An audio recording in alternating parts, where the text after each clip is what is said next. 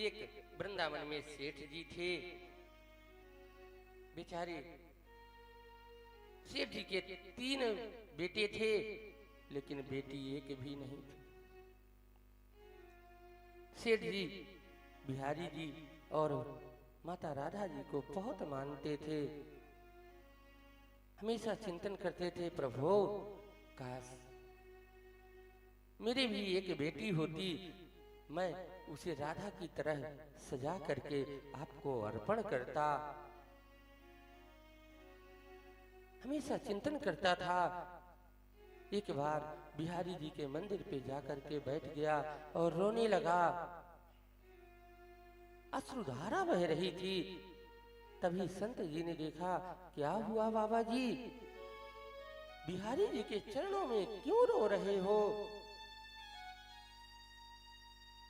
बताया, महाराज क्या बताऊं, मेरे घर में सभी कुछ है, लेकिन एक बेटी नहीं है।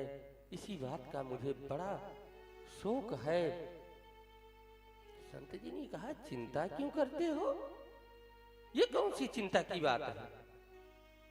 बेटी कैसे नहीं है?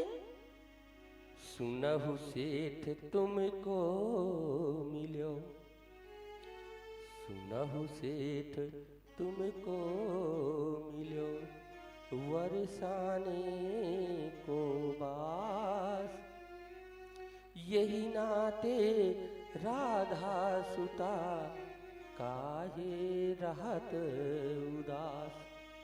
जब बरसाने में रहते हो बाबा, तो तुम्हारी तो बेटी राधा है ही, उन्हीं को बेटी मानो, प्रेम से रखो।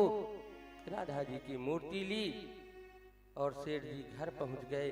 बड़े खुश हुए, भोग लगाते हैं, राधा जी का पूजन करते हैं, स्नान करवाते हैं, बढ़िया सजा करके बैठा रखा है।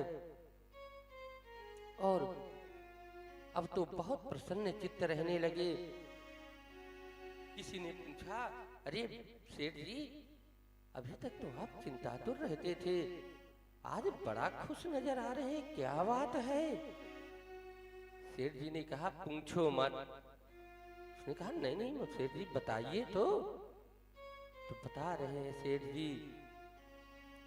3 बहू बेटे हैं घर में, 3 बहू बेटे हैं घर में, सुख सुविधा है पूरी, संपत्ति भरी भवन में रहती, नहीं कोई मजबूरी, कृष्ण कृपा से जीवन पथ में आती कोई न बाधा, मैं बड़े भागी पिता हूँ, मेरी बेटी है श्री राधा।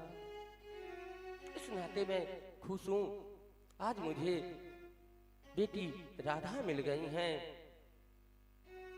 समय व्यतीत हुआ। मनिहारिन सेठ जी के यहाँ बहुओं को चूड़ियां पहनाने जाया करती थी। एक दिन मनिहारिन गई, बहुओं को चूड़ी पहनाई। राधा जी ने सोचा, पिता के घर में मनिहारिन आई है तो क्यों ना मैं भी चूड़ी पहन लूं। सोई पहुंच गई, हाथ को, क्या बात हो गई, ये आप क्या कर रहे हैं?